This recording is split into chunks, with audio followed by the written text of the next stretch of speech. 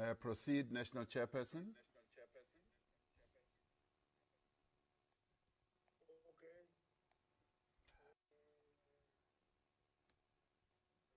my part,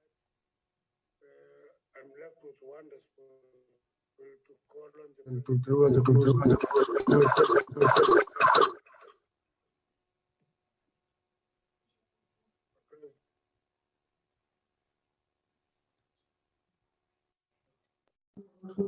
President, we're calling on you to deliver closing remarks. Thank you. National Chairperson, Comrade Gwede Mantashe, officials of the African National Congress, former President Thabo Mbeki,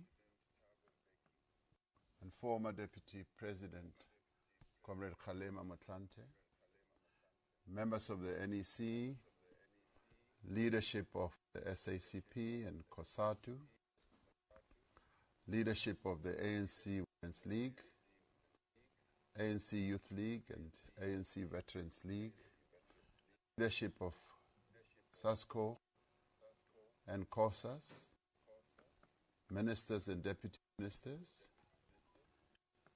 metro mayors, and all other officials, deployed comrades. We've come to the end of the first NEC Lekgotla of 2022, which in many ways will inform the programs of action for both the movement and our government this year.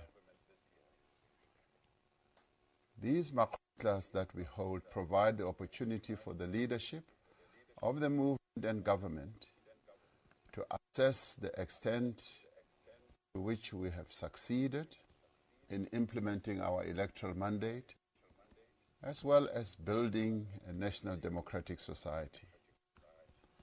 This Lekgotla is being held at a time when our country and the world face a number of huge challenges.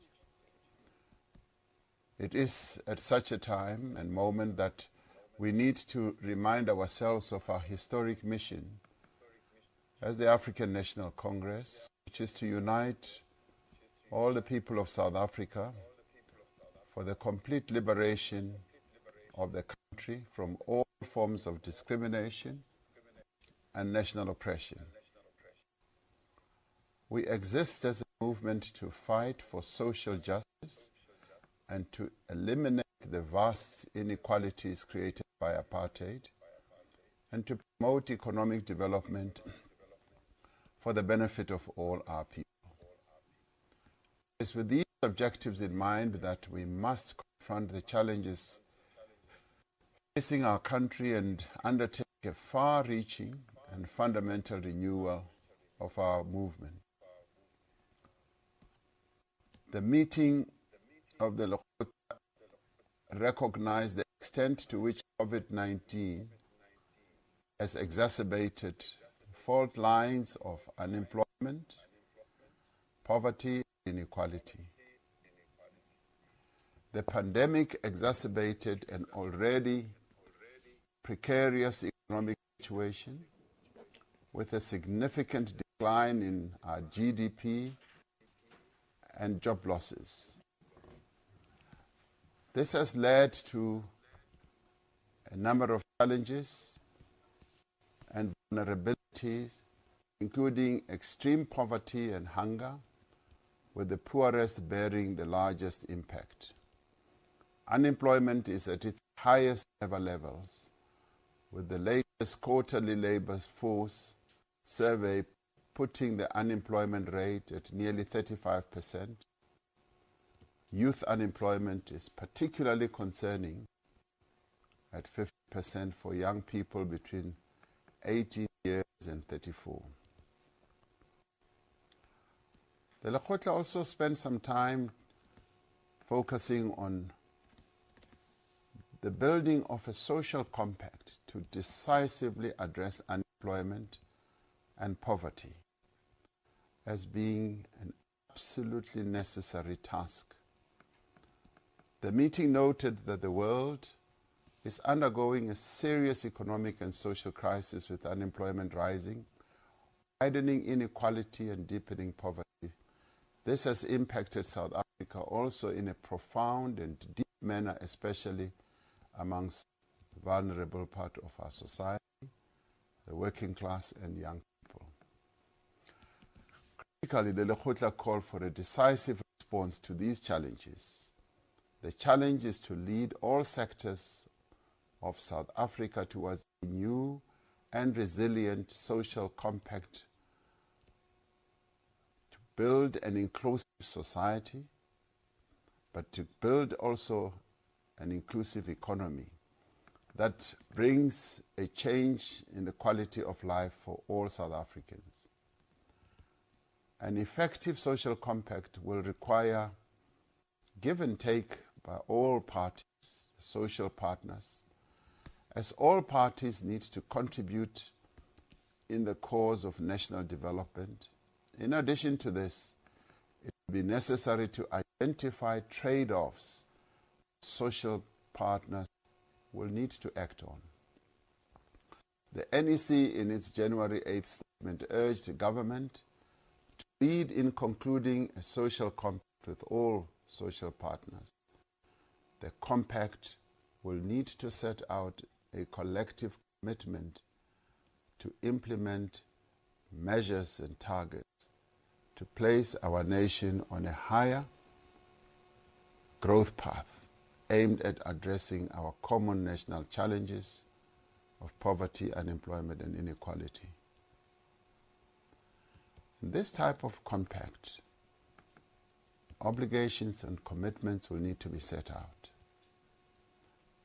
Commitments and obligations that government will need to act on, business will need to commit itself to, labor will also need to be part thereof, and communities as well. And this will help us to decisively address our nation's lasting challenges. The Lekgotla felt that social compacting that we're talking about should not be limited to large formal sector entities and be limited just to big government and big entities at the national level, but should also include the participation of our communities at local level, small businesses, township businesses, and cooperatives. We have found that many of these locally based formations are very keen to be part of a social compact, which can be most effective in dealing with problems and challenges at that local level rather. The terms and trade-offs of a social compact will require that all parties should commit themselves seriously to arriving at agreements that are durable, that are crafted in a way to address the challenges.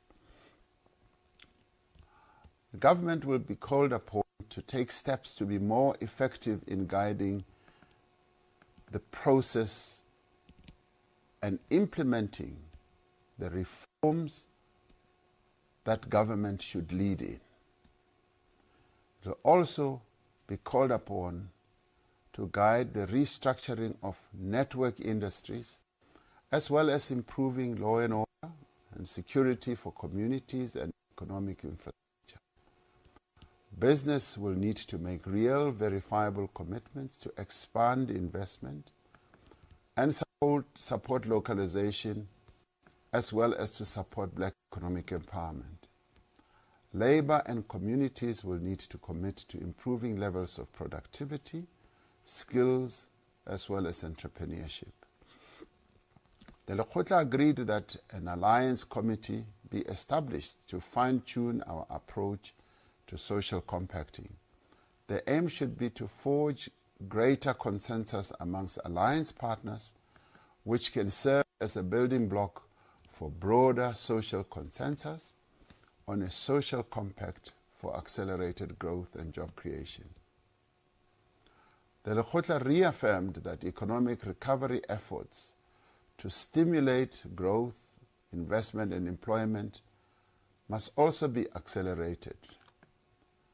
Fundamental to this must be increased funding for urgent programs to improve the basic services our people live, such as access to water, electricity, roads, and bridges for communities both in urban and rural communities or areas. Service delivery cluster, other appropriate institutional arrangement should be put in place to improve service delivery in areas such as water and sanitation and other basic services. This is in direct response to community concerns about the poor state of this critical infrastructure across a number of municipalities.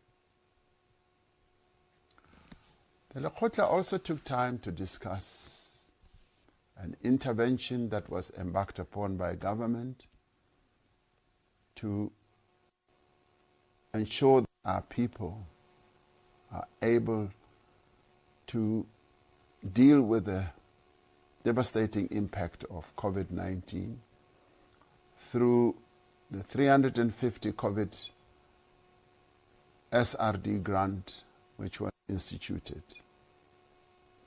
The Lekgotla noted that this grant has had a significant positive impact on the lives of the poor, but more particularly the unemployed. The government must examine the feasibility, the Lekgotla said, and affordability of providing some form of income support for the poor and unemployed going forward. Community service programs and community gardens should be encouraged through existing institutions, including ward committees, civics, youth, women's groups, as well as churches. With regard to the township economy and community project, there is a need to promote economic activity through the provision of sites, through the providing access to markets, improved regulation and infrastructure, to give people information on opportunities, financing and incentives for local procurement. The issue of regulations that constitute red tape and make it difficult for small and medium enterprises, and including business people who operate in the informal sector, came up for serious discussion. And the view was strong that the red tape that impedes the participation of our people, of entrepreneurs in the small and medium enterprise level and informal sector should be removed, and we should rather roll out the red carpet so that our people can trade, can make things, and be able to earn an income and make profits to support their families, so that we are also able to increase participation in the informal sector. Our informal sector participation is much lower than in many, many other countries. And we therefore need to reduce the unnecessary regulatory strictures and red tape to enable our people to trade, to make things, so that the economy can grow continuously at that level. Labor-intensive interventions should be embarked upon to build and maintain community infrastructure, and mass employment opportunities should be created particularly for young people. In order to overcome the crippling impact of South Africa's electricity shortage and load shedding, the country must embark decisively on a just energy transition to restore energy security and to stimulate great investment and employment in the energy sector. Through instruments such as the Integrated Resource Plan, investment should be mobilized as rapidly as possible and at lowest possible cost in order to restore energy security and promote job creation as well as job retention. We will continue, the Lekgotla observed, to pursue an energy mix which includes renewables, battery and pump storage, gas as a transition enabler, nuclear at a pace our country can afford, as well as explore carbon capture and use other technologies. Ongoing plans to restructure Eskom and resolve the entity's unsustainable debt must be implemented on schedule so as to assist in strengthening public management of the national electricity grid, as well as to unlock much needed public and private investment in electricity generation capacity. The ANC and alliance partners should provide leadership in the country's transition to low carbon economy and climate resilient future. In particular, we will ensure that workers and communities in coal producing areas participate in the development of well-researched and credible transition pathways which ensure the development of new economic opportunities, community development, and above all, new jobs that will come through as these new sectors of the economy related to energy come to the fore. There needs to be urgent resolution of the ongoing disputes and conflicts delaying the release of the spectrum.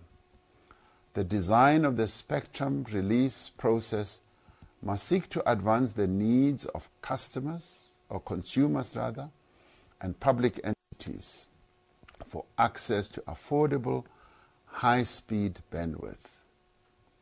The process must promote increased competition among businesses operating in the sector. The process must also include explicit strategies to advance public policy objectives, such as the rollout of high-speed broadband access to poor and working-class communities. The NEC Lekgotla urges government to expedite the promulgation of the Public Procurement Bill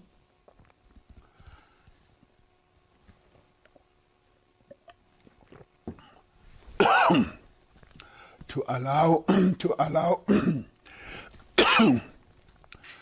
allow for a set asides for our SMEs and cooperatives in the procurement process. We must ensure budget cuts and focus on public-private partnerships do not lead to a slowdown in infrastructure and service provision in poor and working-class communities. At a local government level, the governance and coordination framework afforded by the district development model should be actively implemented,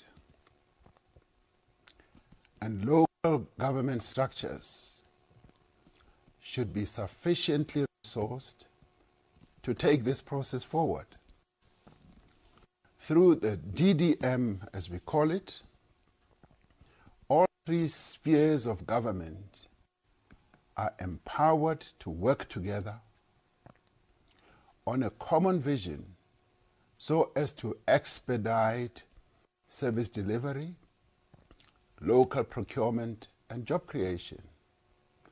Skill development should be better aligned with economic planning so that the relevant skills are produced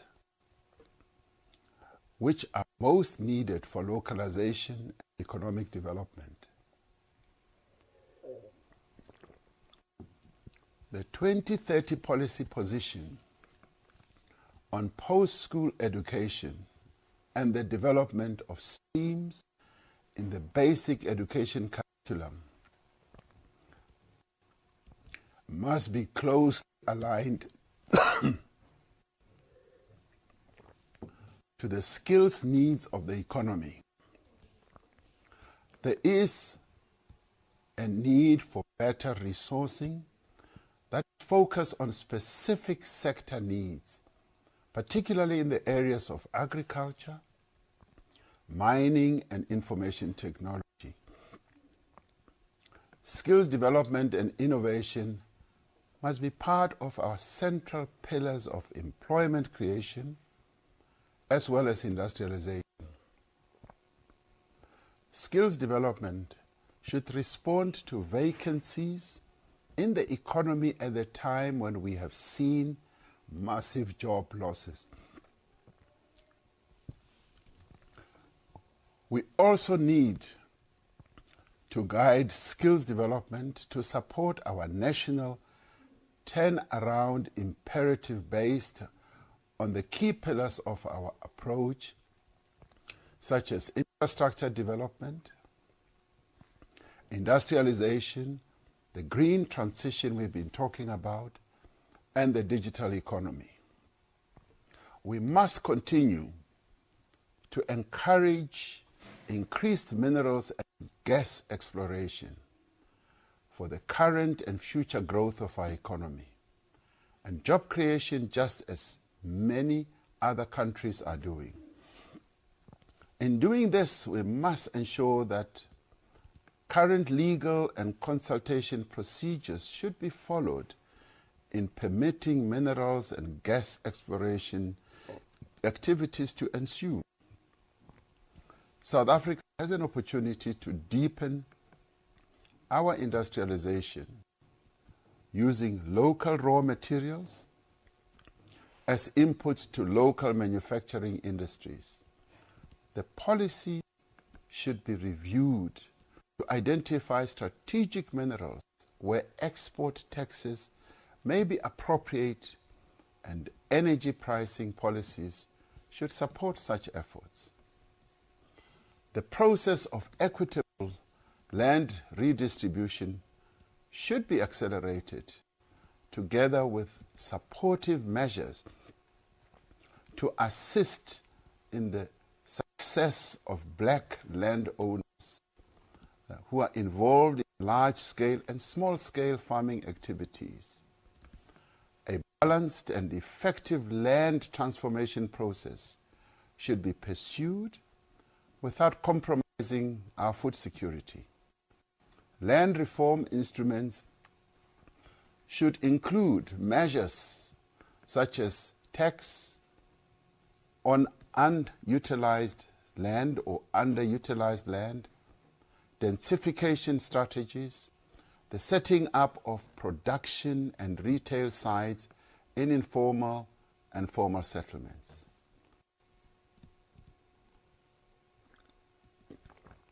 The Lekgotla urges Parliament to finalize the processing of the expropriation bill to allow more just and equitable access to land. The Lekgotla also took time to discuss the issue of defending the gains of our democracy. It recognized our movement is going through a period of decay and degeneration. the ANC has been able to extricate itself from similar situations in the past. It is important not to lower our guard against counter-revolution. The threat to our democratic gains is also a result of an era of loss of moral and ethical principles within the Congress movement.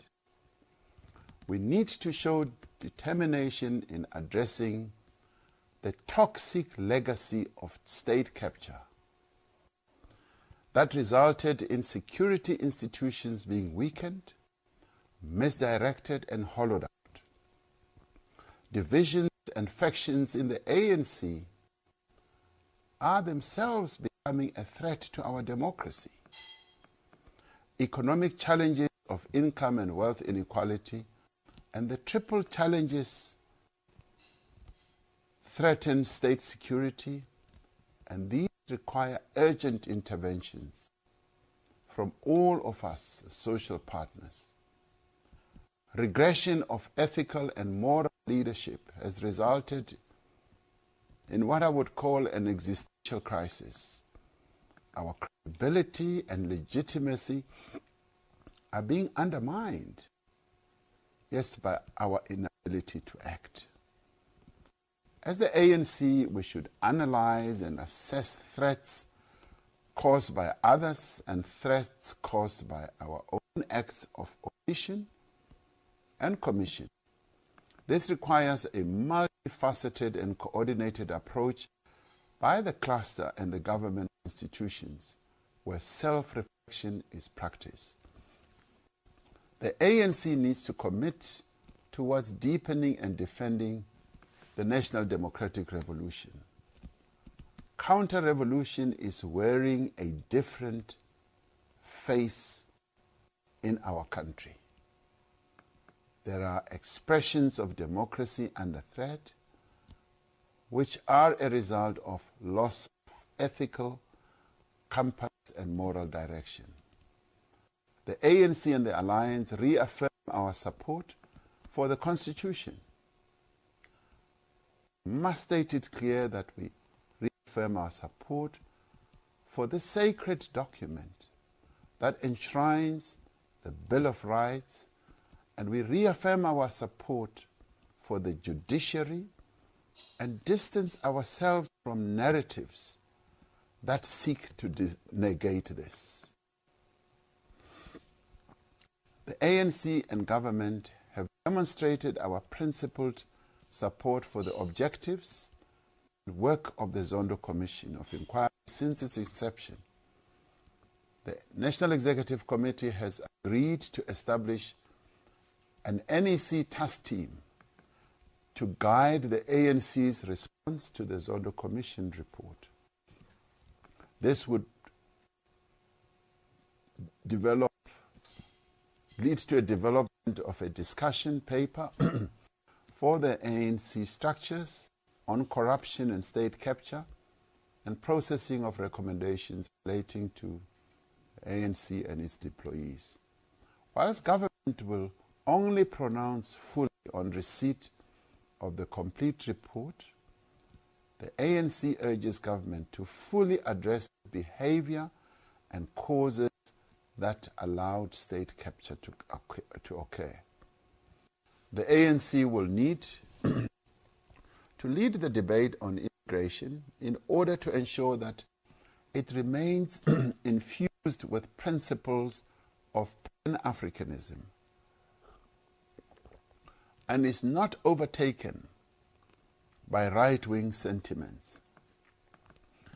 Promoting legal migration is a central aspect of securing the peace and security of South Africa and the sub-region, and the ANC must act against the stoking of anti-African sentiment.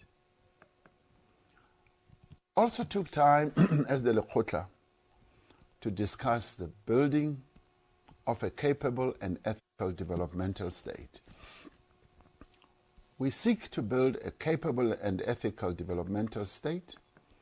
This is fundamental to our drive for the reconstruction, the growth and the transformation of our society and economy. The Lekgotla highlighted that there must be increased scrutiny of the performance of ANC public representatives and government, and agreed that the movement will increase its monitoring and evaluation capacity. In recognition of the ongoing drive to professionalize the public service, the Lekgotla recommended the urgent finalization of the professionalization framework with an emphasis on pre-entry, recruitment, selection, induction, continuous learning and career progression of public servants. The Lekgotla also recommended the further strengthening of the National School of Government. Our meeting also recognized and recommended conducting government and society-wide research and discussions on the future of work to take into account the changing attitudes, the changing processes and modalities of work that are influenced by technology, by the digital era, and all that.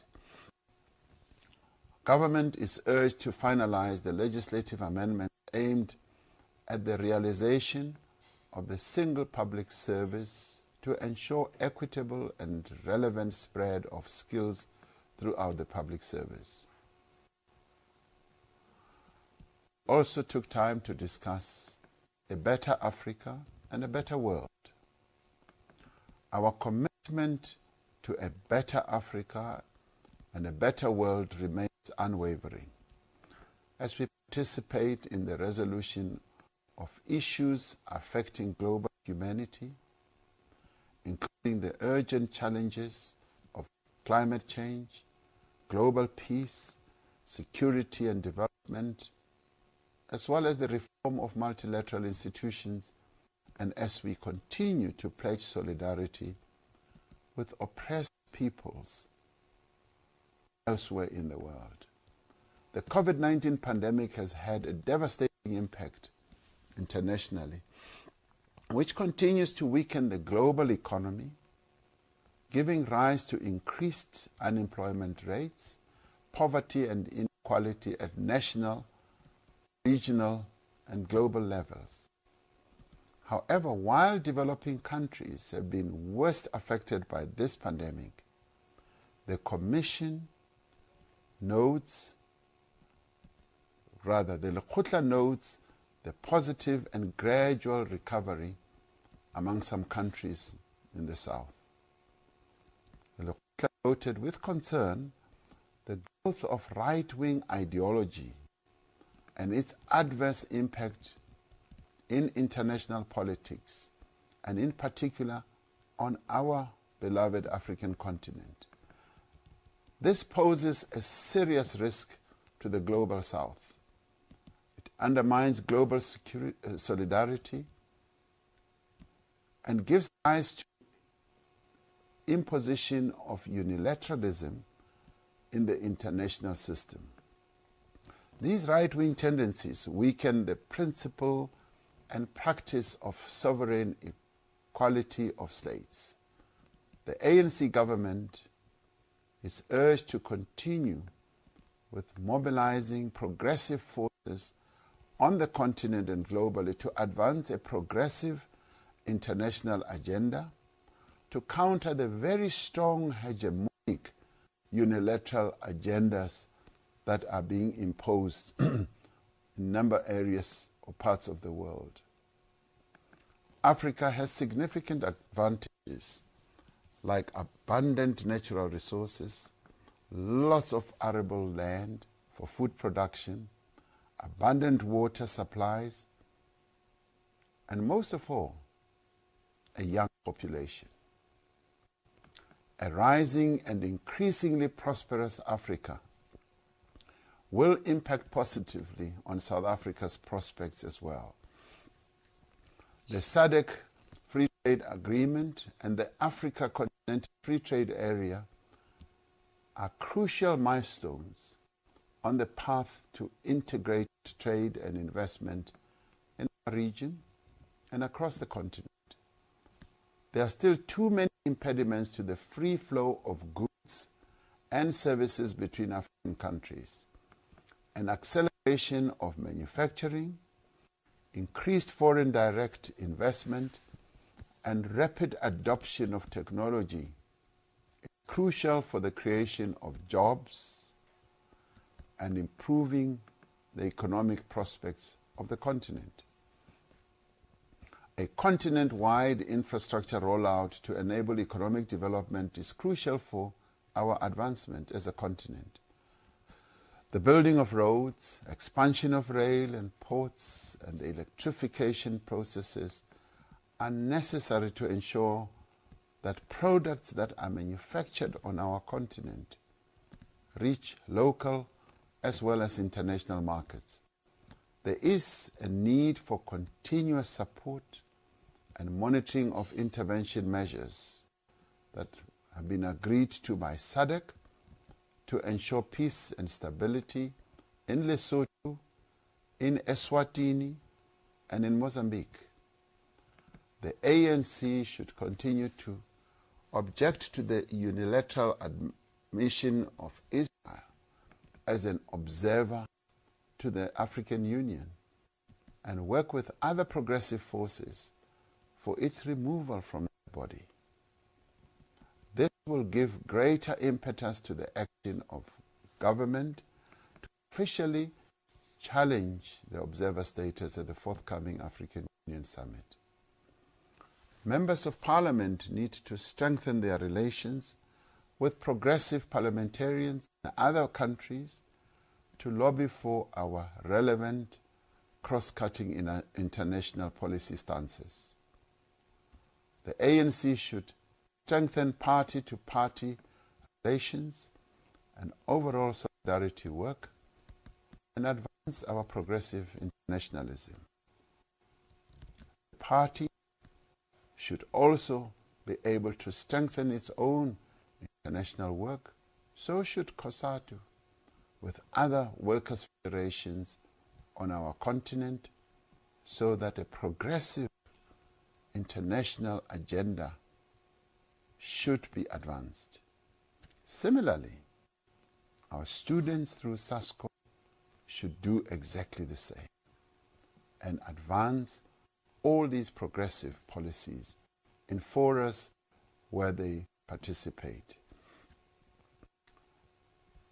The Lekgotla took time as well to discuss how we accelerate the fundamental renewal and rebuilding of the ANC.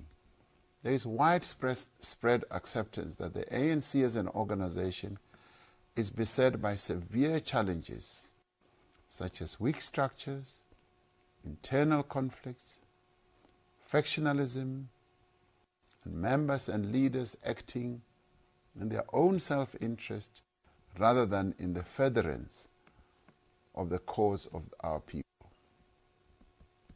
This has damaged the ANC standing as servant of the people and a leader of society. If we do not make a decisive break with the practices that have caused this decline in our standing, we will cease to be a trusted and effective agent of change. The ANC will therefore intensify the fundamental renewal of our movement as mandated by the 54th National Conference and reaffirmed by the January 8th statement. We will be principled and decisive in ridding our movement from practices that prevent us from serving the people of our country with distinction and honesty. Renewal is a process, and we will experience successes as well as setbacks. This we accept. However, we will not deviate from the mission to restore and rebuild our movement, to become more effective to become a movement where discipline becomes the order of the day. And we will not deviate from our dedication as a movement, as leaders, and as members to strive at all times to be the servants of the people of South Africa. This is a legacy that was bequeathed to us over generations, counting 110 years. Those who have come before us have been steadfast in serving the people of South Africa. We who are the inheritors of this movement must follow in their footsteps, and we must do as they did, to serve the interests of the people and not to serve our own interests, particularly ourselves as leaders of the African National Congress and the broader Congress movement. Comrade National Chairperson Gwede Matashi, I thank you. I apologize for the faltering of my voice. I guess I've not been drinking enough water, which I shall henceforth be doing in gallons and gallons. Thank you very much.